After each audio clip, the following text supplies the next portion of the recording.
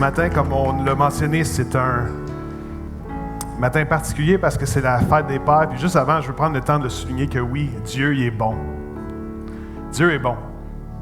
Parfois, le Québec, on a connu une église qui n'était pas peut-être toujours bonne pour servir les Québécois. Mais Dieu est bon. Dieu est bon. Et c'est dans le désir de Dieu que son église soit bonne aussi pour la population, pour la société qu'elle a appelée à servir. Et à Acts 21, ici, on espère qu'on est une église qui est bonne avec les alentours, et je sais qu'on l'est à plusieurs égards. Et j'aimerais vous dire que Dieu est bon ce matin. C'est la fête des Pères, c'est une matinée spéciale. Et autant qu'on a célébré la fête des Mères il y a quelques semaines, c'était un moment spécial, la fête des Pères, c'est quelque chose de tout aussi particulier. Et les recherches démontrent que les enfants qui grandissent ont besoin d'un père aimant. Ça peut être un père spirituel aussi, ou un père qui est là pour guider. Alors que les recherches sont très claires, les données sont claires dans le monde des sciences sociales, que ce qu'on appelle en anglais fatherlessness, le manque d'un père dans la vie de quelqu'un qui grandit dans son cheminement, la personne a plus de chances de tomber dans la pauvreté, dans les abus de substances, dans le manque de santé physique, la santé émotionnelle aussi, plus de difficultés en général dans le parcours scolaire, plus de chances aussi d'être criminalisé, donc de commettre des actes criminels. Et en fait, c'est pour montrer à quel point les pères sont un facteur de protection, sont un facteur de croissance. Les pères sont appelés à être des modèles aimants. Et il y a quelque chose de particulier dans la Bible aussi, que Dieu est souvent décrit, oui, comme l'amour d'une mère, mais aussi comme un père aimant. C'est pour ça que Jésus, quand il nous a enseigné à prier, il a dit commencez vos prières en disant « Notre Père céleste ». Pas juste un Père céleste, notre Père céleste. Et c'est pour refléter dans le cœur de Dieu l'importance de la paternité, l'importance d'avoir un cœur de père et l'importance aussi d'avoir des pères spirituels. Certains d'entre vous, vous êtes des pères physiques ce matin, mais on a aussi beaucoup de pères spirituels, que vous prenez soin spirituellement de d'autres personnes, et on veut vous honorer pour ça ce matin. Et c'est la raison pour laquelle on vous a concocté un petit vidéo. Donc on regarde la vidéo tout le monde ensemble. Je m'appelle Jean-Michel Miro. Marc-Pierre. Je m'appelle Zachary Gauthier. Mon nom, c'est Alexandre Leclerc. Neva de Rosé. Je m'appelle Itzel. Je m'appelle Jean-François. Je m'appelle Loélie. Aurélie Miro. Je m'appelle Anna Paradis. Je veux honorer mon père Serge. Et moi, je veux honorer un de mes papas spirituels qui s'appelle Hani Michael. Je veux honorer mon père Sébastien pour la fête des pères. Aujourd'hui, je suis heureux d'honorer mon père qui s'appelle Yvan Leclerc. Je veux honorer mon père Marc. Je veux honorer mon père Jorge. Je veux honorer mon père Luc. Je veux honorer mon père Dominique. J'aimerais honorer mon papa Daniel. J'aimerais honorer mon père Martin Paradis. J'aimerais honorer son amour. C'est vraiment sa générosité, puis tout l'impact qu'il a eu dans ma vie depuis maintenant 8 ans. Je veux honorer qu'il est drôle, puis ben que c'est un bon papa. Qu'est-ce que je voudrais honorer chez mon père, en fait, c'est vraiment sa capacité d'écoute. Je veux honorer à quel point il me soutient dans mes affaires, dans mes études, à la maison. Il est toujours là pour moi. Je veux honorer le modèle qui a été pour moi. C'est le meilleur papa au monde. Sa capacité à résoudre des problèmes rapidement. Sa présence dans ma vie, il a toujours été là depuis que je suis né, encore jusqu'à aujourd'hui, à 34 ans. Et également son intérêt envers mes choses. Je veux honorer le temps qu'il prend pour nous, mais qui se bat chaque jour pour subvenir aux besoins de notre famille. Parce que je sais que je peux compter sur lui si jamais j'ai un souci ou il sait exactement comment résoudre ça, surtout des problèmes de maths. Parce que, il nous aide souvent quand on a des projets à faire avec du bois et des choses comme ça. Annie a représenté beaucoup de cette sécurité-là, de comme je crois dans ce projet-là que Dieu a mis dans ton cœur, puis je veux juste te propulser puis te soutenir. Puis c'est vraiment ce rôle-là qu'il a eu depuis 8 ans. Il va vraiment t'écouter de A à Z, pas te juger, puis par la suite, il va donner ses conseils ses conseils des plus neutres, en fait. Donc, il va pas vraiment dire ce que tu veux entendre. Il était toujours là pour faire passer les autres avant lui, pour faire du bien autour de lui. Puis vraiment, il le faisait sans compter. Même quand on n'avait pas beaucoup de moyens, il était toujours là à pouvoir donner du temps ou de l'argent à ceux qui en avaient vraiment besoin. Parce qu'il essaie tout le temps de prendre le temps pour amener ça à Dieu. Puis c'est vraiment inspirant pour nous. En fait, c'est que, je sais, papa, que tu as choisi ta famille avant n'importe quoi d'autre. Je sais que tu as choisi une carrière qui faisait que tu étais plus à la maison pour être avec tes enfants, pour nous voir grandir. Et ça, même si quand on est jeune, on vieillit puis on passe par toutes sortes de choses, en tant qu'enfant, on ne le voit pas nécessairement. Mais aujourd'hui, je vais te le dire que je le vois, puis je suis reconnaissant parce que ça a fait une grande différence. Ça a toujours été un père qui a été là pour me donner, mettons, de l'amour, que ce soit physiquement, que ce soit par des temps de qualité qu'on pouvait avoir ensemble. Aussi que c'est un père qui a beaucoup sacrifié pour nous, puis qui a toujours été important pour lui de nous enseigner justement la parole de Dieu. À chaque fois dans mes parties de volleyball, il m'encourageait toujours quand il y avait la possibilité. Il m'encourage souvent à faire des échanges étudiants. Moi, dans le fond, mon père, ça fait 15 ans qu'il est décédé. Puis dans la dernière année avant son décès, on a passé beaucoup de temps, en fait, ensemble. Mes parents étaient séparés, puis quand on revenait de l'école, puis lui revenait de travailler, on préparait à souper, puis on s'assoyait ensemble à table. Puis des fois, on pouvait se lever, il était rendu 9-10 heures le soir, à juste parler, puis apprendre à connecter. Et à un moment donné, on est allé à la pêche, puis j'ai pogné un gros poisson. Puis, c'est ça, parce que j'aime ça faire de la pêche avec lui. Hani m'a pris à part. On est allé revoir une maison que j'avais vue, mais que j'avais trop peur de faire un pas d'avant. Un pas bref. Puis, il me dit « Marie, es-tu en paix avec cette maison-là? Regarde-la, là, puis est-ce que ça correspond aux choses sur lesquelles tu as prié? » Puis j'étais comme « Oui, ça correspond, c'est juste que c'est trop cher. Puis j'ai peur de telle affaire. » Puis là, il me dit, écoute, on y va, let's go. On a cette relation-là, pas où est-ce qu'on peut se parler. On peut faire un cœur à cœur, où est-ce qu'on peut parler comment ça va réellement. Autant toi que moi, puis ça, c'est des moments qui me précieux, que je garde vraiment dans mon cœur. Mon plus beau souvenir, c'est quand il m'a appris à patiner. Moi, je suis une passionnée de cuisine. Donc, je sors une recette de bain sur Internet, la recette du Tim Hortons. J'étais comme, wow, j'étais excitée. Je commence à faire la recette, puis tout au bout d'une heure, il me semble que j'ai demandé beaucoup de farine. J'avais comme 4 pots de préparation de pâte à beignes. Et mon père arrive et il fait comme, Anna, est-ce que tu as lu la recette avant de la faire? Non, j'étais trop excitée, tu sais. Il dit, Anna, tu as pris une recette industrielle comme de plus de 100 beignes. Puis là, j'étais dans les préparations par-dessus la tête, j'avais comme plein de pots de beignes. Et là, il fait juste sourire, il met son tablier et il commence à m'aider à faire les beignes. Ça m'a toujours touché comment que mon père il prend le temps finalement de jouer avec nous, puis comment il fait ça encore avec ses petits-enfants. Fait que c'est des moments qui m'ont marqué, puis que moi, en tant qu'enfant, encore aujourd'hui, je peux m'en rappeler puis faire comme « Wow, merci papa de ça ». J'en ai pas un spécifiquement, mais n'importe quel moment avec lui que je passe, c'est sacré pour moi parce qu'il travaille souvent, donc il n'est pas toujours à la maison, donc n'importe quel moment. Le moment le plus mémorable avec mon père, c'est quand on avait fait un Yes Day. En fait, il y a un film sur Netflix, c'est genre une journée où un parent dit oui à tout. Et j'avais fait ça avec mon père, puis c'est pas tous les pères qui font ça, fait que j'ai vraiment de la chance d'avoir un père comme ça.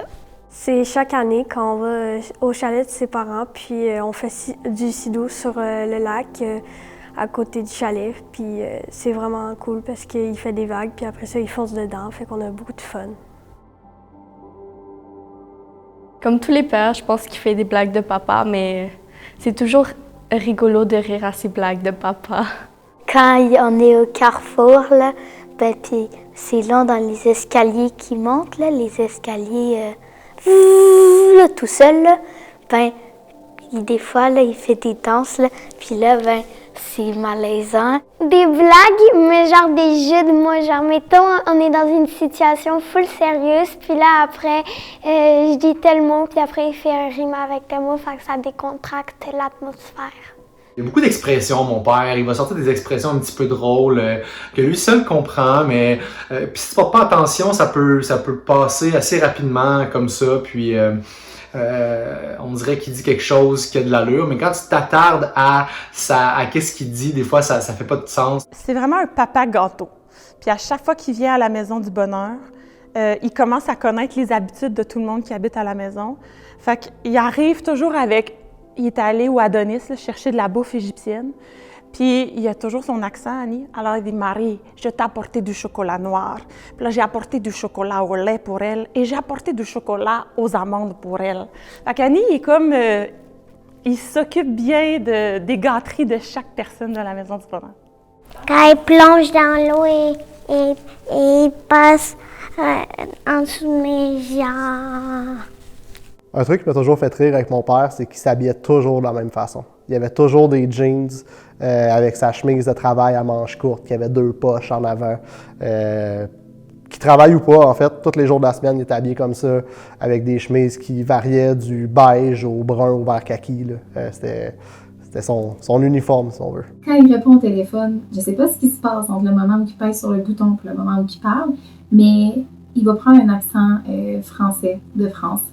C'est toujours cocasse. Je me demande pourquoi il y a eu un changement de voix. Ben, mon père, il mange beaucoup d'ail. Quand il y a des mouches dans la maison, il ferme toutes les lumières, sauf celle de la salle de bain. Puis ensuite, il s'enferme dedans avec son linge à vaisselle, puis il les tue toutes. Puis c'est très drôle parce que nous, on essaie de s'endormir, mais on n'y arrive pas à cause du bruit.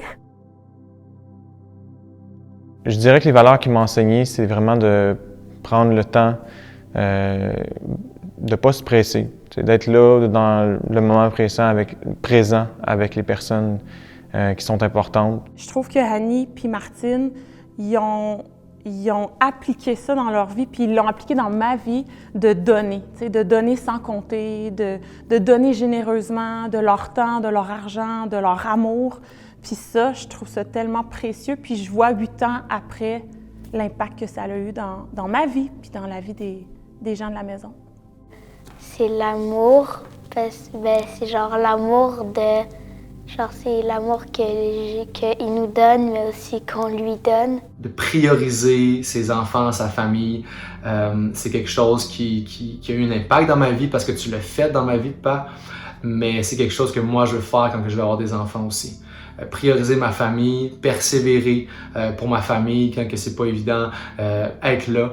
Et je veux vraiment m'intéresser. La valeur que tu m'as transmise, c'est de m'intéresser à mes enfants. C'est être mécanique dans ce que tu fais, de réfléchir avant de parler, d'être sage. C'est l'une de ses plus grandes qualités, d'être sage, puis vraiment d'observer et de comprendre. J'ai appris à persévérer beaucoup, à aider les autres, à toujours avoir un cœur vulnérable. À respecter la nature. J'aimerais vraiment être un modèle de générosité puis de service comme lui a pu l'être, puis de vraiment prendre le temps de prendre soin des gens autour de moi comme il a pu le faire. La discipline, c'est vraiment une valeur importante. Mon père m'a vraiment enseigné la valeur, la générosité en fait de son temps. Mon père est toujours le premier à s'offrir pour aider famille, amis, voisins. Puis ça depuis que je suis toute petite. J'ai appris à faire les crêpes, puis aussi j'ai appris à résoudre des problèmes de maths très compliqués avec lui. Mon père m'a appris que c'est correct que je fasse des erreurs, que je fasse des erreurs dans mon travail, dans mes études, et dans mes relations aussi, parce qu'en fait, moi je me mets beaucoup de pression, je mets des standards très très très élevés pour moi-même. Puis il est toujours là à me rappeler que les erreurs sont nécessaires, puis que en fait ma vraie valeur en fait est tendue. Il m'a toujours transmis Jésus en moi. Avant, je l'acceptais pas vraiment dans ma vie, Jésus ni Dieu, mais peu à peu, il m'a commencé à montrer ses intérêts et que Dieu l'aidait toujours dans sa vie quotidienne et que c'était lui son sauveur. De persévérer, de ne pas lâcher, de persévérer avec moi. De persévérer avec moi à travers plusieurs années. À patiner, à faire beaucoup de choses, à dessiner, à nager, à sans flotteur et Ça m'a appris à faire du vélo à 2 roues. De la pêche parce que il m'a appris à pêcher avec lui, puis je pourrais le faire avec mes enfants plus tard. Ce qui m'a appris, c'est d'être débrouillarde, de penser par moi-même, mais aussi selon la valeur de Dieu, qu'est-ce qui est bon pour moi, de m'accepter comme je suis. Les apprentissages que j'ai faits avec mon père, c'était des moments où est-ce que on allait servir finalement. On allait servir auprès des autres, que ce soit de notre Église. On est comme 5 enfants, 4 gars. Fait que c'était une très bonne équipe de déménagement, pas cher. Mon père était quelqu'un de manuel, que j'ai passé beaucoup de temps avec lui sur des chantiers, à travailler en fait, à rénover des maisons, des roulottes, plein d'affaires. Puis ça m'a vraiment appris à comment me débrouiller aujourd'hui avec les choses que j'ai. Merci d'avoir juste dit oui. Merci d'avoir cru à ce que Dieu avait mis sur mon cœur. Merci d'avoir juste répondu simplement. Je pense que c'est juste dans une simplicité de cœur, sans avoir tout mesuré l'impact. Merci papa pour tous les moments de pêche qu'on a pu faire, parce que j'aime beaucoup ça. Puis aussi pour les travaux avec du bois. Je veux te remercier d'avoir prié pour moi, de m'avoir remis à Dieu dès que j'étais enfant et d'avoir persévéré, d'avoir combattu avec Dieu pour moi. Merci, papa, du temps que tu prends, que tu as pris, puis que tu prends encore aujourd'hui de t'intéresser à moi. Puis malgré qu'on était plusieurs, tu prenais quand même le temps de me prendre des discussions avec moi. Merci, papa, pour tout l'amour que tu m'as donné, pour avoir toujours été là, m'encourager dans tout ce que j'ai fait, mes études, mes parties de volleyball, n'importe quoi, je te remercie. Merci de prendre soin de la famille puis de nous aider quand on en a besoin, puis de persévérer quand il faut. J'aimerais te remercier pour ton amour inconditionnel tout au long de ma vie. Je dirais qu'il ne devrait pas changer et que c'est vraiment un père inspirant et qu'on voit tout le travail qu'il fait à chaque jour et qu'on sera toujours fiers de lui. Même si tu n'es plus là aujourd'hui, tu as vraiment eu un gros impact sur ma vie. Puis je te remercie de m'avoir aidé à devenir l'homme que je suis aujourd'hui. Puis papa, je t'aime, puis je m'ennuie. Papa, je t'aime.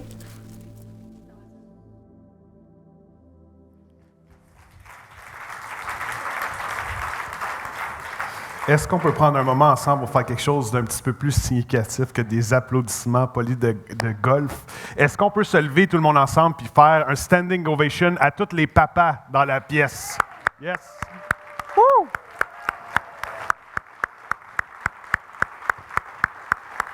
Merci pour votre courage, votre travail, votre dévouement. Merci, merci, merci. Infiniment. Amen. Ah. C'est beau le thème de la paternité, hein? Du moins la majorité du temps. Ce matin, pour la prédication, je vais mettre carte sur table avec vous. J'ai toujours apprécié, aimé puis valorisé le travail de Nathan ici. Mais maintenant que ça fait presque un mois, oui, si vous avez un cœur, yes.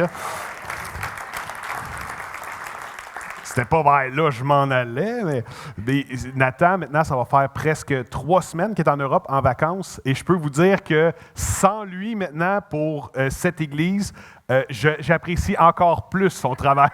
Depuis qu'il est en France, je suis comme, man, il est où Nathan? Nathan pourrait tellement m'aider avec ça. Nathan pourrait faire ci. Et c'est comme, j'apprécie encore plus le travail de Nathan. Et je ne vous cacherai pas que j'espère vivre mon propre message ce matin. Parce que je vous avoue que je suis dans une saison un petit peu de fatigue. Mais mon message a une bonne nouvelle pour les gens fatigués. Puis peut-être que ce matin, il y a des gens que c'est émotionnellement, c'est psychologiquement, c'est même physiquement. Peut-être certains d'entre vous vous sentez un petit peu plus faible, pas à votre meilleur, peut-être un petit peu plus épuisé. Bien, il y a une bonne nouvelle dans la Bible, c'est que dans nos faiblesses, Dieu veut se fortifier et se glorifier. En fait, on va parler ce matin de Gédéon, qui est un personnage historique qui a vécu à l'époque des juges. C'est à peu près dans les années 1100 avant Jésus-Christ.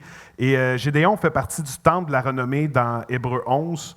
Et les Madianites étaient un peuple ennemi qui venait constamment voler Israël. À chaque année, durant les récoltes, plusieurs fois par année, les Madianites venaient, et puisqu'ils dominaient militairement Israël, ils venaient voler leur bétail, leur agriculture. Et ça fait en sorte que la tribu de Manassé, qui était la tribu de Gédéon, était dans un contexte de pauvreté abjecte. Ils avaient à peine de quoi survivre parce qu'ils étaient constamment volés. Gédéon se sentait faible. Gédéon se sentait petit. Gédéon se sentait sans importance, sans titre significatif. Et c'est une bonne chose parce qu'il n'y avait aucun titre significatif. Gédéon, c'était un nobody. C'était quelqu'un qui faisait partie de la plus petite tribu qui était Manassé. Et c'était un des plus petits dans sa propre maison. Donc, il n'y avait rien de prestigieux. Mais Dieu a décidé qu'il allait utiliser cet homme-là pour libérer le peuple d'Israël. Et en fait, c'est un rappel pour nous dire, et c'est la prédication ce matin, et c'est le titre de mon message, c'est que Dieu peut être pour nous une puissance dans nos faiblesses. Une puissance dans nos faiblesses. En fait, quand on regarde à un des thèmes récurrents dans la parole de Dieu, du début à la fin, puis c'est un gros livre, près de 3000 pages, ceux d'entre vous qui avez des Bibles d'études, 2500 pages, on voit que nos faiblesses peuvent souvent devenir des opportunités où Dieu démontre sa puissance à travers nous par sa grâce. Amen. On voit que en passant amen, ça veut dire ainsi soit-il. Nos faiblesses peuvent devenir un endroit qui glorifie Dieu alors que Dieu agit au-delà de nos forces à nous, à travers nous, pour faire le bien dans notre entourage. Et ce matin, on va regarder comment Dieu va être une puissance dans nos faiblesses par rapport à 3 aspects. Premièrement, nos craintes, nos confusions et aussi nos combats. Premier aspect, les craintes. On voit dans Juges 6, 12 à 14, que l'ange de l'Éternel a un dialogue avec Gédéon. On va le lire ensemble. L'ange de l'Éternel lui apparut à Gédéon et lui dit, « L'Éternel est avec toi, vaillant héros. » Et juste pour souligner le terme « vaillant héros », comment c'était particulier que Dieu parle comme ça à Gédéon. Gédéon, le texte spécifie qu'il n'avait jamais rien accompli de significatif. Même qu'on va voir dans la réponse de Gédéon qui était tout sauf un vaillant héros. Mais en fait, la dichotomie entre où Gédéon était dans sa vie et comment Dieu l'appelle vaillant héros est expliquée par un concept magnifique qui est la grâce de Dieu pour les gens qui se sentent faibles, les gens qui se sentent insignifiants, les gens qui sentent qu'ils n'ont pas ce qu'il faut pour servir Dieu. Dieu se sert souvent d'eux dans sa grâce. Et ici, Dieu lui parle et lui dit, « Vaillant héros, va avec cette force que tu as. » Autrement dit, je vais t'en donner de la force. « Et délivre Israël de la main de Madian. N'est-ce pas moi qui t'envoie? » Et Gédéon lui dit, « Ah, mon Seigneur, avec quoi délivrerai-je Israël? Voici ma famille est la plus pauvre en Manassé, et je suis le plus petit dans la maison de mon père. » Donc, Manassé était déjà une tribu qui était insignifiante par rapport aux autres tribus d'Israël. En plus, Gédéon va dire que sa famille est la plus pauvre en Manassé. Puis non seulement ça, Gédéon est en plus le plus petit dans la maison de son père. Fait que ça va pas bien dans l'échelle sociale, au niveau du prestige socio-culturel de cette société-là. Gédéon était ici. Mais c'est quand même lui que Dieu a choisi pour démontrer et faire une leçon historique pour Israël, comme il en a fait plusieurs autres, pour démontrer que Dieu se plaît à utiliser ce qui semble minable aux yeux du monde, ce qui semble insignifiant, ce qui semble insuffisant, ce qui ne semble pas assez. Parce que Dieu est un Dieu de grâce, Dieu veut se servir de lui et il annonce des grandes choses. Et Gédéon va grandement glorifier Dieu à travers sa vie. Dieu n'appelle pas les qualifiés, mais il qualifie les appelés. Dieu ne recherche pas les candidats parfaits, mais les candidats disponibles pour le servir.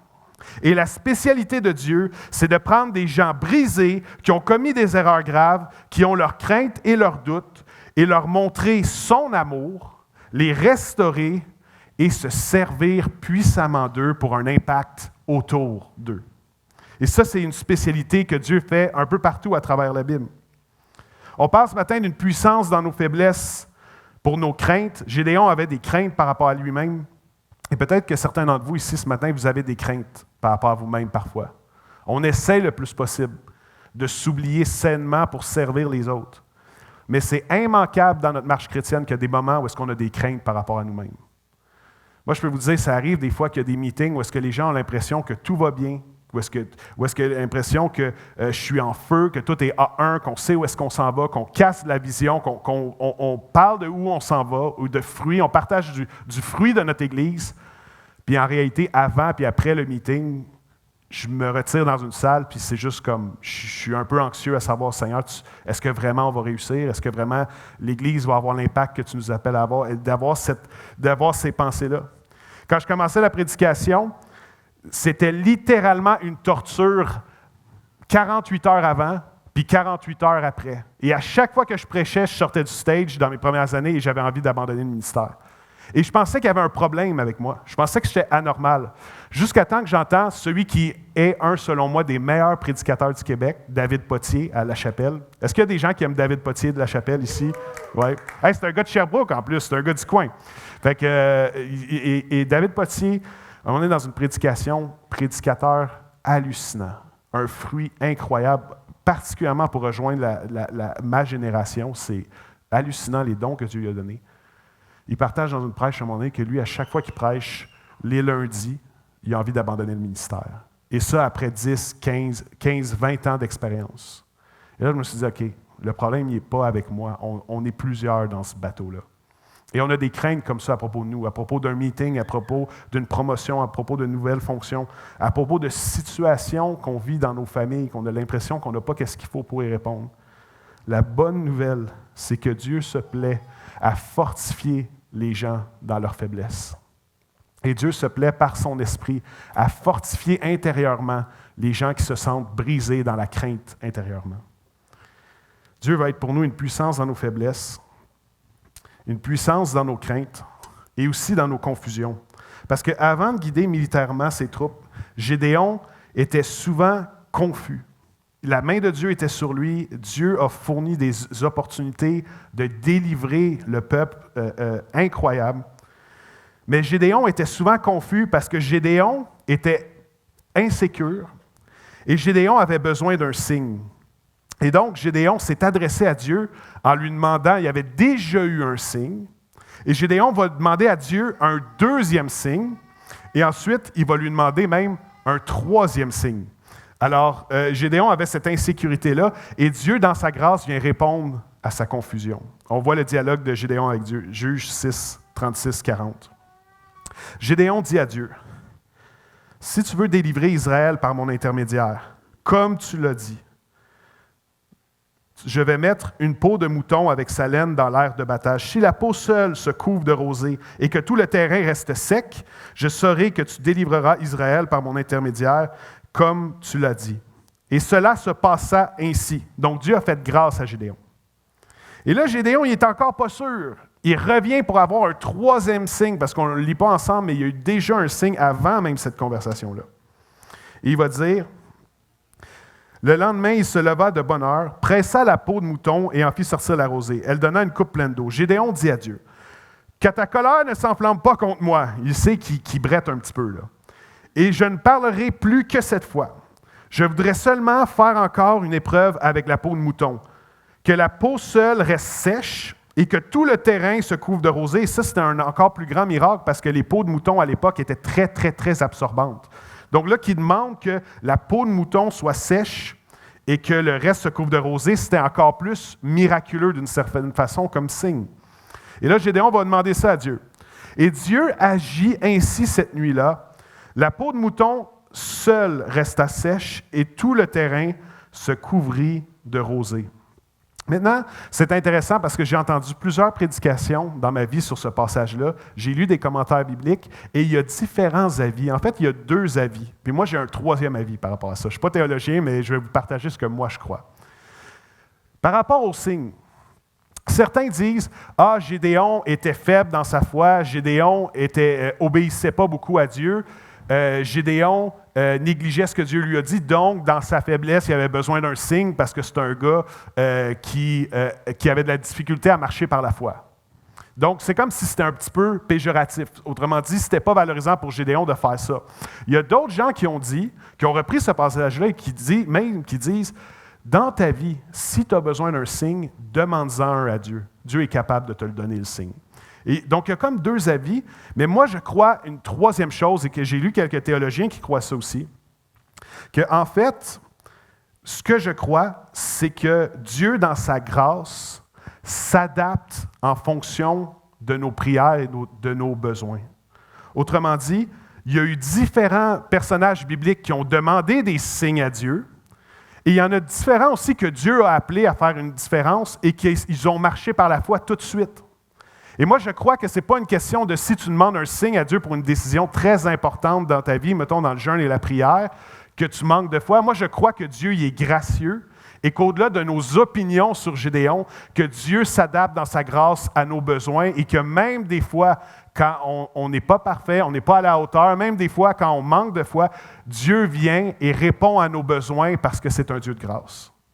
On voit que Dieu a exaucé des gens qui ont foncé sans signe, et Dieu a aussi béni des gens qui étaient plus insécures, qui avaient besoin d'un signe. On le voit entre autres dans la Genèse. Et je crois que l'accent ici, loin de valoriser ou dévaloriser Gédéon, c'est plus un accent sur la grâce de Dieu, que Dieu s'adapte à nos besoins. Et certains d'entre nous, on peut avoir des temps dans nos vies, des fois, où est-ce qu'on demande un signe à Dieu. Après, je crois que c'est dangereux de demander un signe super précis, fréquemment dans nos vies, comme s'il se passe telle personne ou si la personne dit telle chose aussi. Et de bâtir sa vie comme ça, ce n'est pas sage. La Bible nous invite avec des proverbes à bâtir notre vie avec sagesse. Mais je crois aussi que quand on prend des grandes décisions de vie et qu'on décide de baigner ça dans le jeûne, dans la prière, dans des temps de prière avec Dieu, je crois que Dieu est capable de nous donner des signes, ou Dieu est capable de nous parler pour nous conduire au bon endroit, surtout quand on offre la disponibilité et la vulnérabilité de notre cœur à Dieu, avec sincérité. Guillaume Lepage a dit quelque chose d'intéressant, tout le monde en parle, vu qu'on parle de théologien. Moi, je n'ai pas de trouble, et voici ce qu'il a dit. Moi, je n'ai pas de trouble avec ceux qui parlent à Dieu. Il dit, le problème, c'est quand des gens disent que Dieu leur répond.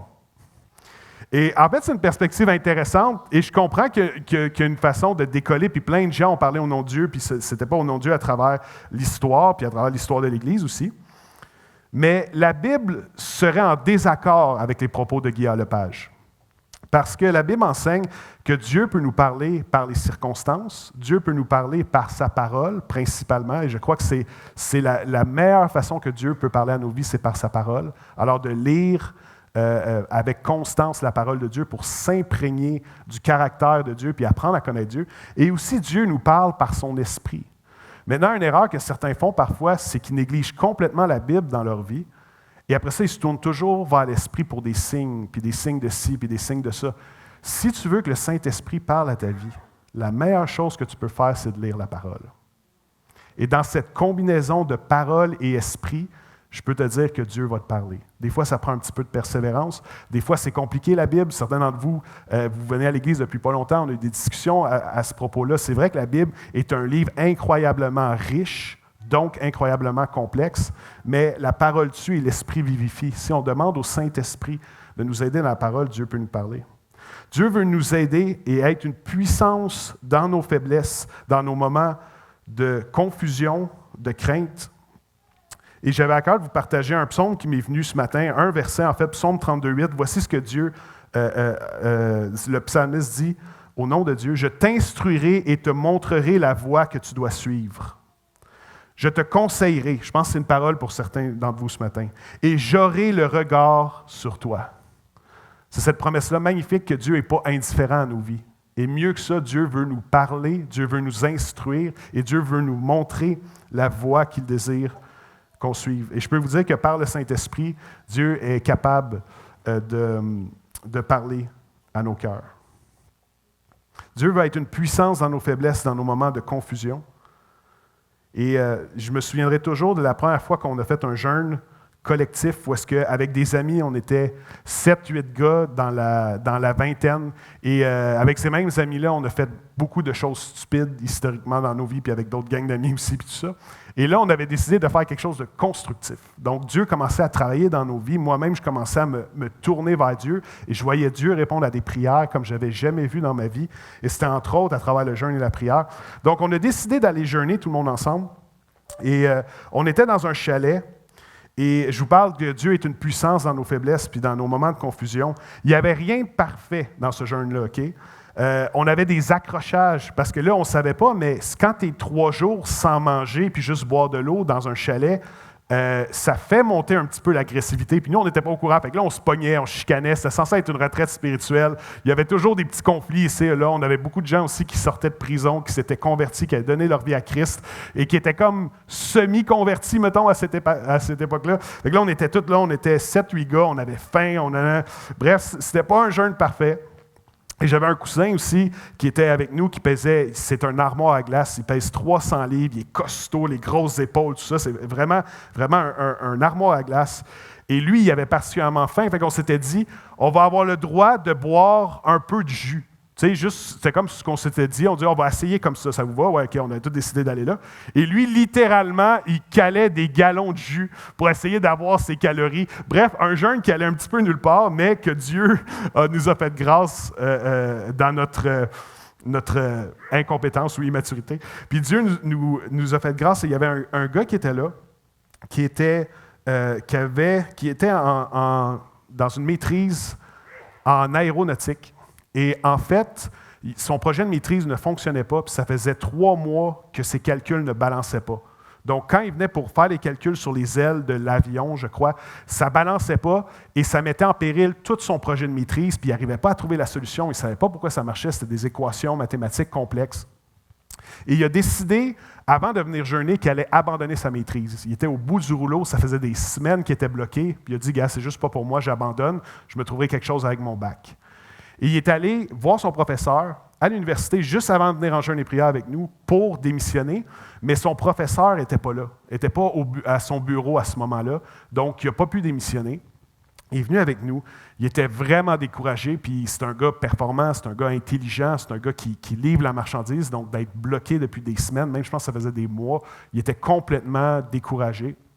Et on a décidé de prier pour lui, il a partagé ses difficultés, tout ça. Le samedi soir, on a fait un cercle autour de lui pour lui imposer les mains, pour prier pour lui, pour juste prier que Dieu puisse l'aider à débloquer le tout, puis lui donner une confirmation par rapport à sa maîtrise aussi, s'il abandonnait ou s'il continuait, oui ou non, s'il débarquait de sa maîtrise. Et en fait, il était complètement déprimé, tout ça, puis il s'est passé quelque chose de particulier. Le dimanche matin, quand il s'est levé, il a dit, les gars, c'est vraiment bizarre, mais je suis rempli d'une paix. Puis là, tu sais, lui, il était angoissé tout le week-end. Fait qu'on disait, OK, c'est pourquoi, tu sais, comme, il dit, je ne sais pas pourquoi, mais j'ai l'impression que Dieu me dit, je m'en occupe. Fait que bon, ça reste comme ça. Et un petit peu bizarre, mais on ne le juge pas, on continue, on parle de ça. Là, finalement, le jeûne a pris fin. Il est rentré chez lui. Et quelque chose de vraiment particulier s'est produit. Quand il est rentré à la maison, sa femme lui a dit, « Chérie, je suis vraiment contente que tu rentres parce qu'il y a quelqu'un qui a appelé ici à la maison hier soir, samedi soir, pour te parler. » Puis là P.O., la personne, c'est un petit monde, les chrétiens au Québec. Et là, la personne non identifiée a dit, « Ah, OK, c'était quoi l'appel? » Puis là, finalement, sa femme lui a dit, hier soir, vers l'heure du souper, elle dit, il y a quelqu'un qui a appelé, puis qui a dit qu'il n'avait pas eu le temps de faire c'est un organisme qui n'avait pas eu le temps de faire un vrai processus de filtration pour les candidats pour donner une bourse. Et la personne a appelé le samedi soir pour dire, on doit donner une bourse parce qu'on a eu un don, quelque chose comme ça, et on a décidé de la donner à votre mari, puis c'est une bourse de 10 000 $. Puis on lui donne à une condition, qu'il continue sa maîtrise. Et pour lui, ça a été comme... Et je me souviens qu'on avait l'habitude de prier le soir pendant les repas. Donc, entre autres, le matin, on priait au déjeuner. Au lieu de dîner, on priait ensemble pour quelqu'un, le souper. Et l'heure à laquelle l'organisme a appelé, c'était à l'heure pendant qu'on priait pour lui. Et pour lui, ça lui a tellement parlé, ça lui a tellement révélé. Puis aujourd'hui, pour certains d'entre vous, 10 000 $, c'est comme, c'est bien. Tu sais. Mais pour nous, les étudiants à l'époque, c'était le jackpot, là, c'était immense. Et pour lui, ça l'a été, il a accepté la bourse, il a décidé de continuer. Et finalement, tout s'est résorbé, ses calculs aussi, une semaine ou deux plus tard, tout était résolu, il continuait sa maîtrise, puis en plus, il s'était fait 10 000 $. Fait que c'est pas trop à plaindre. Et ça, pour moi, ça a été un rappel que, OK, dans nos moments de confusion, dans nos moments d'incertitude, dans nos moments où on ne sait pas trop qu'est-ce que Dieu fait, Dieu est capable de bénir. Et si nous, comme Église aussi, on peut se positionner spirituellement avec un cœur réceptif à Dieu, dans le jeûne, dans la prière, dans la communion avec Dieu, pas dans la religion, mais dans une relation avec Dieu, Dieu va nous aider aussi avec nos craintes, avec nos confusions, puis Dieu est capable de nous guider. Dieu veut être une puissance dans nos faiblesses pour nous, dans nos moments de crainte, dans nos moments de confusion. Et aussi, Dieu veut nous donner la grâce que si on se sent vide, qu'on puisse être rempli. On voit dans la vie de Gédéon qu'il y a eu un changement drastique. En fait, le Gédéon qui avait peur, qui avait toutes sortes de limites, d'insécurité, de crainte, de toutes sortes de statuts désavantageux d'un point de vue socio-économique. On voit que ce Gédéon-là va se transformer en un général qui va mobiliser toutes les troupes et qui va envoyer des messagers pour toutes les tribus autour pour faire la guerre et rassembler tous ces gens-là. Et Juges 6, 34 et 35 nous disent un détail très intéressant. Gédéon fut revêtu de l'Esprit de l'Éternel. Et ce qui est beau avec ça, c'est que le texte juste avant nous explique le contexte que l'ennemi progressait et que l'ennemi s'est installé dans un campement pour attaquer une fois de plus puis détruire Israël. Et au moment précis où l'ennemi s'en venait pour anéantir, Dieu a revêtu Gédéon de l'Esprit de l'Éternel. C'est cette promesse-là de Dieu que le Saint-Esprit pouvait venir et résider sur une personne en particulier dans l'Ancien Testament. Et aujourd'hui, on a cette promesse-là pour chacun d'entre nous. Chacun d'entre nous, on a accès à être rempli par le Saint-Esprit. Un des grands thèmes de transition entre l'Ancien Testament et le Nouveau Testament, c'est exprimé entre autres par le souhait de Moïse, que Moïse souhaitait qu'un jour, comme lui avait le Saint-Esprit sur lui, comme lui avait l'Esprit de l'Éternel sur lui, que toute personne puisse un jour avoir l'Esprit de l'Éternel pour eux, que le Saint-Esprit puisse être en communion avec chaque personne. Et le souhait et le rêve de Moïse ne s'est pas accompli dans sa génération à lui, mais plusieurs centaines d'années plus tard, ça s'est accompli à la Pentecôte, alors que Dieu a donné son esprit pour chacune des personnes. Chaque personne qui décide de vivre pour Christ, de donner sa vie à Christ, d'être baptisé, Dieu te donne son esprit et il désire te remplir. Maintenant, il y a beaucoup de débats sur qu'est-ce que ça veut dire être rempli de l'esprit dans le monde chrétien.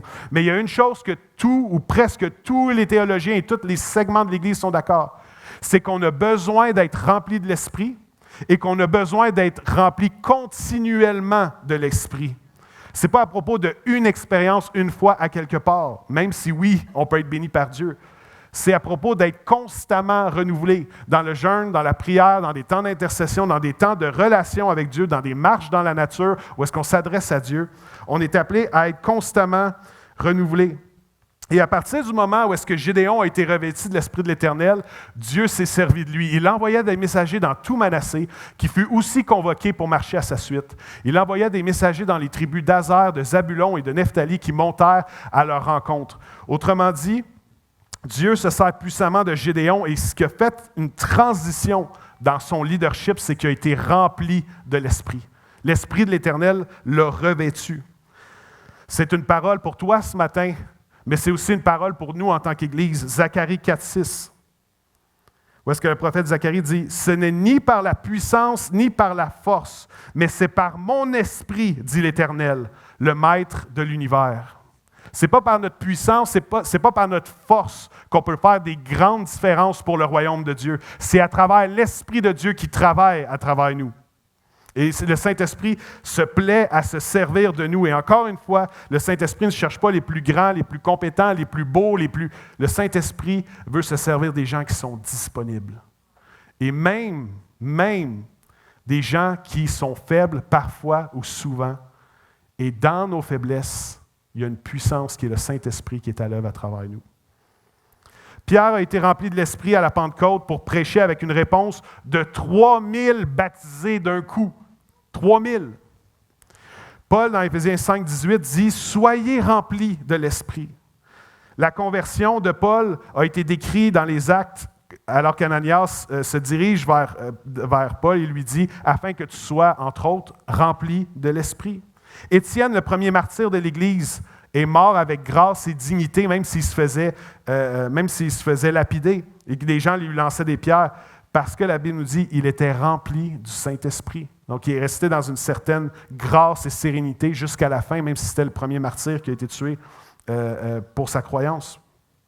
Et dans Actes 4, on voit que les disciples reçoivent des menaces. Ils ont vu des miracles pris place. Ils ont vu les 3000 être baptisés. Mais là, ils se sentent menacés parce qu'ils reçoivent des menaces de la part des autorités, des gens qui veulent les museler, qui arrêtent d'enseigner, qui arrêtent de parler de Dieu. Et le texte nous dit dans Actes 4 qu'ils ont prié ensemble et qu'ils furent tous remplis du Saint-Esprit et ils annonçaient la parole de Dieu avec assurance. Dieu veut être une puissance dans nos faiblesses et une des façons qu'il s'y prend, c'est avec la grâce de nous donner son esprit et de nous remplir de son esprit. Gédéon a vécu un changement dans son leadership en étant revêtu de l'esprit et Dieu a fait quelque chose de vraiment particulier. Parce qu'alors que Gédéon avait une armée de 32 000 personnes qui étaient peut-être suffisantes, probablement suffisantes pour battre les Madianites, Dieu lui a dit « Non, non, non. Si vous y allez comme ça, ça va être par vos propres forces que vous allez remporter la victoire. Et moi, ce que je veux, je paraphrase, moi, ce que je veux, c'est d'être glorifié en tant que Dieu puissant à travers cet épisode. Donc, je vais te demander que ton armée passe de 32 000 à 10 000. Là, Gédéon, j'imagine qu'il est un petit peu insécure. Après avoir rassemblé tout le monde, comment tu leur annonces que finalement, ils ne sont pas les bienvenus sur le champ de bataille parce que Dieu m'a dit que c'était mieux d'être juste 10 000 au lieu d'être 32 000? Tu sais, la logique humaine, des fois, la logique de Dieu et notre logique ne sont pas toujours enlignées ensemble. Ensuite, Dieu va dire à Gédéon, « Vous êtes 10 000, c'est bien, mais je vais te demander maintenant que vous soyez 300. » Et comment Dieu va faire le tri, c'est que quand ils sont arrivés à un fleuve pour boire, la majorité de l'armée s'est agenouillée pour mettre leur visage dans l'eau pour boire. Et il y a d'autres personnes qui, eux, ont pris l'eau dans leurs mains et qui lapaient, même la Bible dit lapaient comme des chiens. C'est ça. Fait que, ils lapaient comme des chiens, comme ça. Et en fait, je pense qu'une des significations, c'est que des gens étaient tellement assoiffés et tellement pressés de satisfaire leurs besoins personnels qu'ils ont baissé la garde et qui se sont garrochés avec le visage dans l'eau. Mais il y a 300 hommes vaillants qui, tout en prenant soin de leurs besoins personnels, ont continué à être attentifs en buvant l'eau. Et je pense que Dieu a une faveur particulière pour ces gens-là. Et je veux en profiter pour vous dire merci. On n'est pas 300, mais presque 300 en rotation sur le campus. Et merci d'être ces personnes-là, que vous prenez soin de vos besoins personnels, vous prenez soin des besoins personnels de votre famille, et c'est une bonne chose. Mais vous êtes aussi des gens d'honneur qui prenez soin de l'Église. Et Jésus vous dit dans Matthieu 6, 33, « Cherchez d'abord mon royaume, et je vais vous donner tout le reste. » Et ce matin, je veux vous bénir au nom de Jésus pour tout ce que vous faites pour l'Église. Merci à tout le monde qui s'implique. Merci aux leaders. Merci à ceux qui servent. Merci à ceux qui donnent. Merci à ceux d'entre vous que vous donnez généreusement pour l'Église. Vous êtes des gens vaillants, comme ces 300-là qui prenaient soin d'eux, mais en prenant soin aussi des intérêts de Dieu d'une certaine façon. Et je veux vous honorer pour ça. Alors que vous sacrifiez pour l'Église, je peux vous dire une chose, Dieu va honorer et Dieu va vous bénir dans vos vies personnelles. Merci à tous. Et Gédéon a obéi, même si ça lui coûtait sa sécurité, son confort, ses plans et sa stratégie. Dans Juges 7, 19, 22, on voit le dénouement de tout ça. Où est-ce que, je vous l'explique rapidement, où est-ce que Gédéon est envoyé avec ses hommes pour se poster autour du camp des Madianites. Ils sont seulement 300. Et Dieu ne leur dit même pas de se battre avec des épées, mais plutôt de se battre avec de la poterie, avec des vases, avec des torches et avec des trompettes pour créer un sentiment de chaos lorsqu'ils vont briser les vases. L'ennemi allait penser qu'ils étaient attaqués et ils ont commencé à s'entretuer entre eux. Et eux n'ont même pas eu à gagner la victoire. On regarde Juge 7, 19, 22. Gédéon et les 100 hommes qui étaient avec lui arrivèrent aux abords du campement et au commencement de la veille du milieu, comme on venait de placer les gardes. Ils sonnèrent de la trompette et brisèrent les cruches qu'ils avaient en main. Leurs armes, c'étaient des cruches, probablement des genres de vases d'argile. Les 3 quarts sonnèrent de la trompette et brisèrent les cruches. Ils saisirent de la main gauche les flambeaux et de la main droite les trompettes pour sonner, et ils s'écrièrent « Épée pour l'Éternel et pour Gédéon ». Ils restèrent chacun à sa place autour du camp, et tout le camp se mit à courir, à pousser des cris et à prendre la fuite. Les 300 hommes sonnèrent encore de la trompette, et dans tout le camp, l'Éternel leur fit tourner l'épée les uns contre les autres. En passant, ces guerres-là, c'était quelque chose de très, très fréquent dans l'Ancien Testament, et c'est très clair dans le message du Nouveau Testament que c'est une préfiguration des combats spirituels qu'on vit aujourd'hui, et Christ est venu accomplir la loi, où est-ce que jamais c'est l'appel d'un chrétien d'être dans la violence ou quelque chose d'autre. C'était vraiment une façon de communiquer à l'époque, dans les standards moraux aussi de l'époque, et de protéger son peuple qui est Israël. Alors on voit ici que ce qui donne finalement la victoire, entre autres, c'est que les 300, ils brisent le vase, et là, l'armée capote, elle pense à être attaquée, c'est de nuit, il ne fait pas noir, les gens n'ont pas leurs armures pour se reconnaître, il y a un chaos, il y a un son de trompette aussi, et là, les gens pensent qu'à cause de ces sons-là, qu'il y a des combats qui prennent place dans le camp, mais en réalité, ils sont en train de tourner leurs épées les uns contre les autres. Autrement dit, Dieu a préparé Gédéon pour ce moment-là. Pourquoi? Pour se battre? Même pas. Dieu a donné la victoire à Gédéon d'une façon complètement différente, où est-ce que Gédéon n'a même pas eu à se battre, puis où est-ce que ces hommes n'ont même pas eu à se battre. Ça devait être toute une scène quand même quand les vases ont été brisés, et vous ne semblez pas le voir, fait que je me suis dit que peut-être...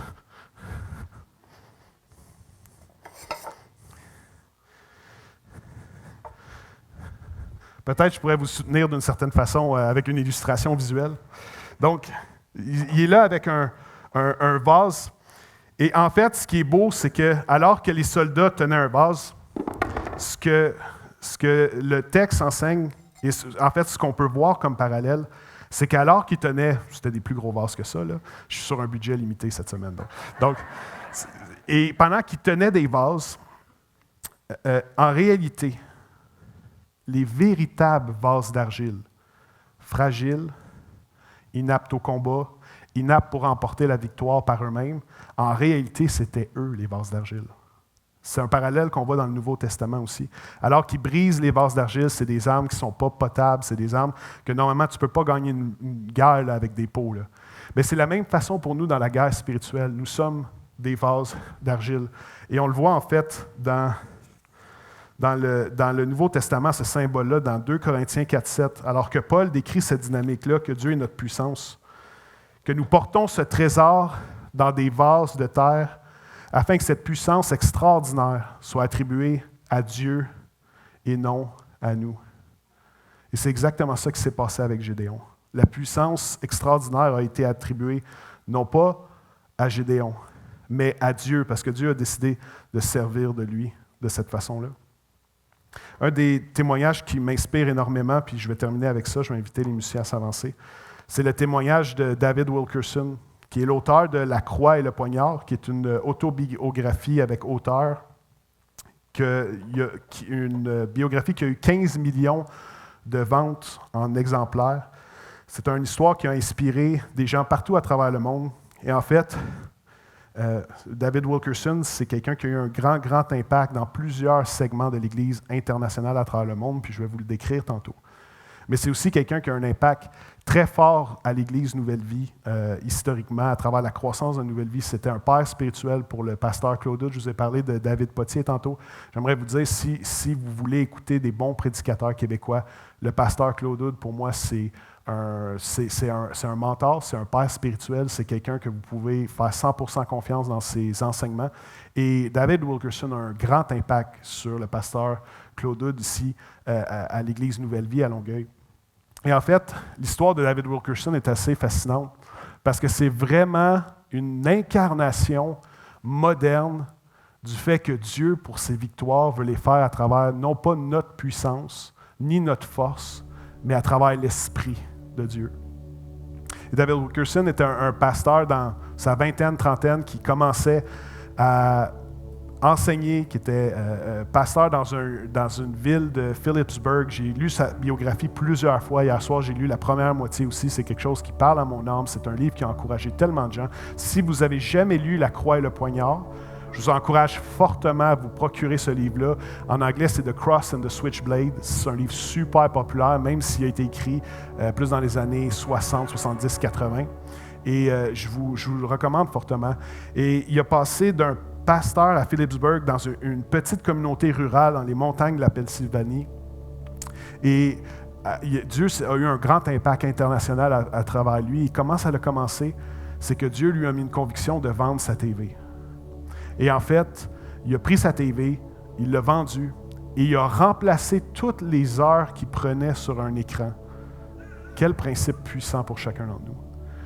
Toutes les heures qu'il passait sur un écran, il les a remplacées par la prière. Et il a commencé à prier 1 heure, 2 heures, 3 heures par soir, souvent 2 heures de temps de qualité avec Dieu. Et Dieu a commencé à lui donner des désirs. C'est un gars de la Pennsylvanie, dans les montagnes, c'est un peu perdu, c'est trou dans les États-Unis. Et Dieu a commencé à lui mettre à cœur fortement des adolescents qui avaient commis un meurtre à New York. En fait, c'était un meurtre sordide, c'est 7 adolescents dans un gang de rue qui avaient poignardé à mort un jeune homme handicapé en chaise roulante. Et ça avait frappé la consternation de tout le monde. Aux États-Unis, ça a été très, très publicisé. Et lui a une conviction que Dieu l'appelait à aller aider ces jeunes-là. Donc, il a commencé à se mettre en route plusieurs heures, aller à New York. Il a réussi à rentrer dans le procès où ces 7 jeunes-là étaient.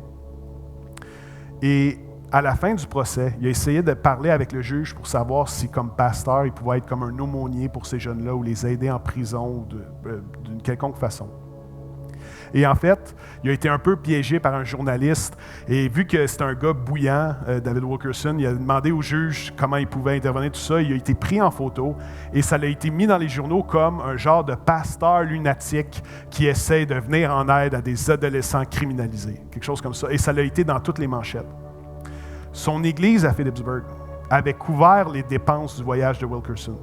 Et là, Wilkerson revient à la maison à Phillipsburg de New York.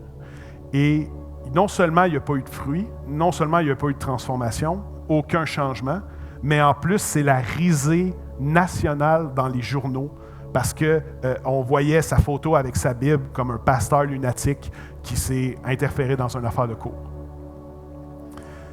Il a été dévasté, ça a duré plusieurs mois. Après ça, il a décidé de retourner à New York. Il était convaincu que Dieu n'avait pas fini avec lui puis qu'il allait avoir une façon que peut-être, si Dieu l'appelait là, que Dieu allait pourvoir. Puis comment Dieu s'est servi de lui, il n'aurait jamais pu l'imaginer. Quand il s'est rendu la deuxième fois, les jeunes de gangs de rue l'aimaient déjà. Même si c'était des jeunes antisociaux, c'était dangereux. Ça n'a rien à voir avec les gangs de rue aujourd'hui. C'était dans les années 70, dans les années 60, et dans les années 50 et 60. Et les jeunes de gangs de rue l'aimaient beaucoup parce qu'il avait été kické hors de la cour par la police, disait l'article.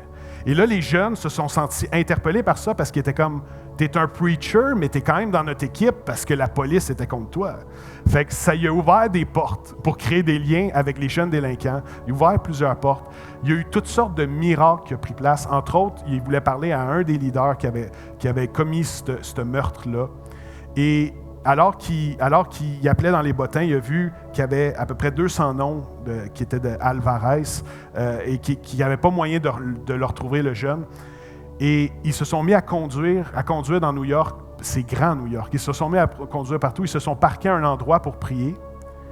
Et quand ils ont parlé à un jeune qui passait, il a dit « Hey, tu ne connaîrais pas un tel Alvarez que comme il meurt, tout ça, j'aimerais ça y parler, j'aimerais ça prendre soin de lui, j'aimerais ça avoir une discussion avec lui. » La personne lui a dit « C'est vraiment bizarre que vous dites ça parce que vous êtes parqué exactement devant sa maison, à New York. » Et toutes sortes de miracles comme ça qui ont pris place graduellement avec témoins qui étaient avec lui. Et Dieu a ouvert des portes incroyables. Et il a réussi à entrer en contact avec certains.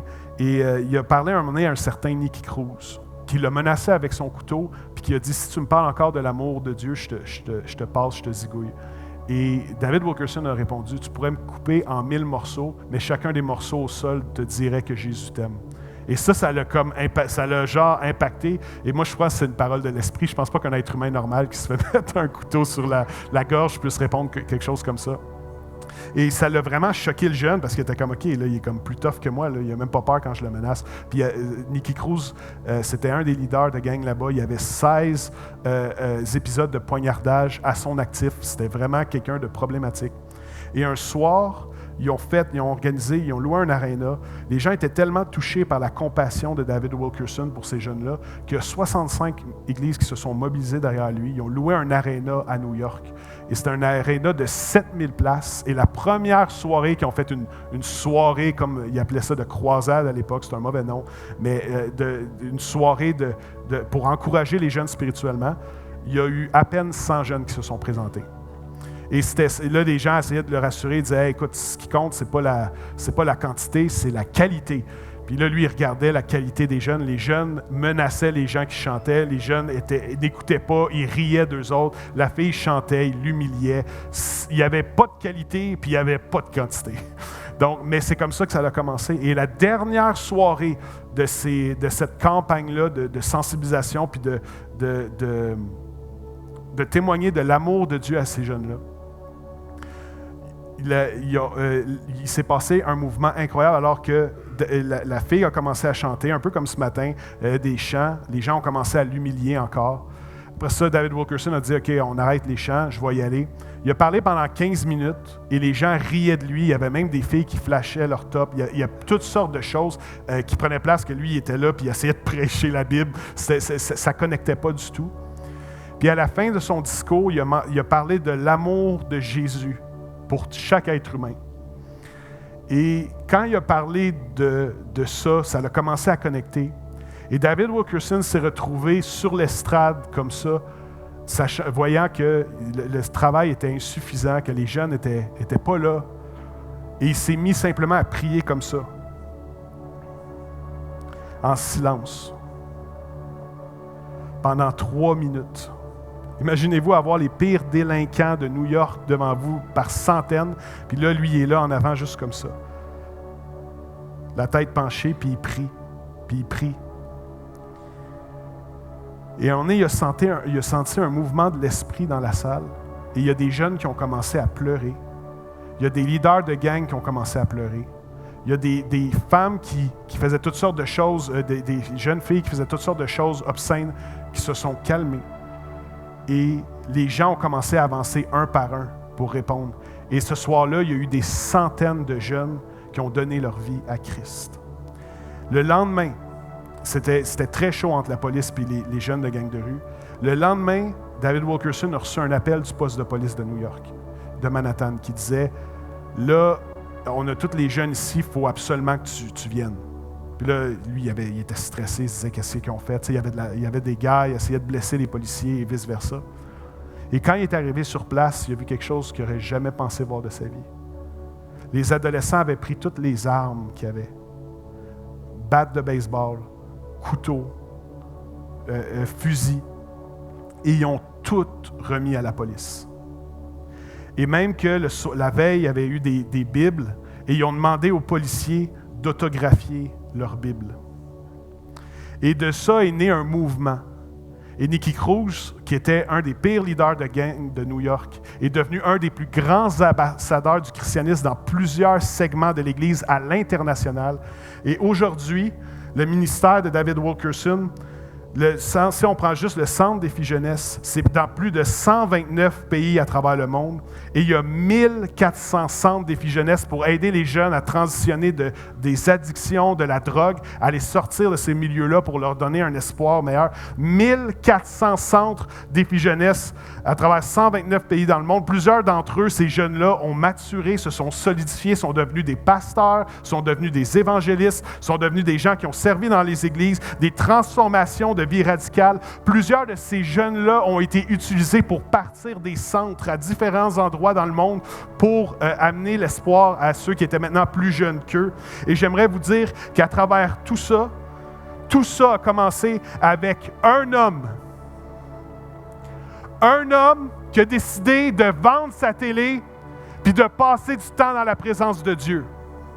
C'est le point de départ de tout ça. Et aujourd'hui, David Wilkerson, c'est des dizaines de livres. Nicky Cruz aussi, c'est un impact partout à travers le monde. Tout ça avec un homme ordinaire, maigrichon, pas particulièrement charismatique, limite un peu bizarre des fois, qui a commencé à mettre sa télé de côté, qui a commencé à prier et qui a commencé à intercéder. Et je termine avec ça. La leçon de l'histoire de Gédéon, c'est que ce n'est pas à propos de notre force, ce n'est pas à propos de notre puissance, mais c'est à propos de ce que l'Esprit de Dieu veut faire à travers nous. Et comme Église, elle est là, la victoire pour la prochaine étape. Oui, on est content pour la croissance. Oui, on est content pour les gens qui décident de se tourner vers Christ, pour les baptêmes. Mais il y a une prochaine étape avec Dieu. Il y a plus. Mais si on pense que c'est parce qu'on a un des plus beaux bâtiments, puis parce qu'on a des gens qui parlent bien, puis parce qu'on a des bons musiciens, que c'est par là que la croissance va arriver, on se met le doigt dans l'œil. C'est ni par notre force, ni par notre puissance, mais c'est par l'Esprit de Dieu. Ça veut dire qu'on est appelé à être une Église qui jeûne, qui prie. Arrêtez d'applaudir, j'ai pas fini. Qui jeûne, qui prie, qui loue, qui se tourne vers Dieu. Et pour que vous puissiez vous en souvenir, Gédéon était habitué de se battre. En fait, ils étaient prêts à se battre. Ils avaient rassemblé l'armée. Et notre tendance naturelle, c'est de se battre comme ça. Si on applique la situation de Gédéon à nous, notre tendance naturelle, c'est de se battre en battant le vide. Et en réalité, Dieu nous appelle à combattre comme ça. Dieu nous appelle à combattre avec les mains ouvertes vers lui. C'est dans le jeûne, c'est dans la prière, c'est dans l'intercession. C'est dans une Église qui se mobilise physiquement, mais aussi spirituellement que la faveur de Dieu réside. Et Gédéon a été appelé par Dieu. Et lorsque ils sont arrivés avec le vase, ils n'ont même pas eu à se battre. Tout ce qui s'est passé, c'est qu'ils ont frappé. Ils ont frappé les vases, et les vases ont créé la victoire, si tu veux. C'est Dieu qui leur a donné la victoire. Alors, pour que vous puissiez vous en souvenir, on n'est pas une Église qui va se battre comme ça. On n'est pas une Église qui va se battre en essayant de se vanter de comment on est bon, comment on est structuré, comment on est organisé, comment on est dans l'excellence, même si tous ces points-là sont importants. Mais on n'est pas une Église qui va se battre premièrement comme ça. On est une Église qui va se battre comme ça, alors que Dieu, attention, fermez vos yeux, a appelé Gédéon à prendre le vase et à simplement le briser comme ça, et c'est à travers un geste insignifiant. Je sais que vous allez le ressentir aussi, c'est comme, qu'est-ce que ça change, ce qui vient de se passer? Rien. Mais c'est à travers ça que l'Esprit de Dieu a travaillé. Et j'aimerais vous dire, si c'est vrai pour Gédéon, si c'est vrai pour David Wilkerson, si c'est vrai pour Acts 21 Magog aussi, est-ce qu'il y en a certains que vous voudriez être une Église qu'on jeûne, qu'on prie, qu'on se mobilise, que chacun d'entre nous, on puisse prier à la maison, qu'il puisse y avoir des gens les mardis soirs? Moi, je rêve du jour où est-ce que les mardis soirs de prière, il va y avoir plus de gens les mardis soirs que le dimanche matin. C'est un vieux pieux, est-ce que c'est possible? Qui sait? Mais je rêve de ce jour-là où est-ce qu'on va se mobiliser dans la prière, dans le jeûne. Et laissez-moi vous dire, c'est là que se trouve la victoire. C'est ni par ma puissance, ni par ma force, mais par l'Esprit de Dieu. Pourquoi? Parce que Dieu se plaît et se glorifie dans sa grâce à être une puissance dans nos faiblesses. Merci beaucoup, Axe.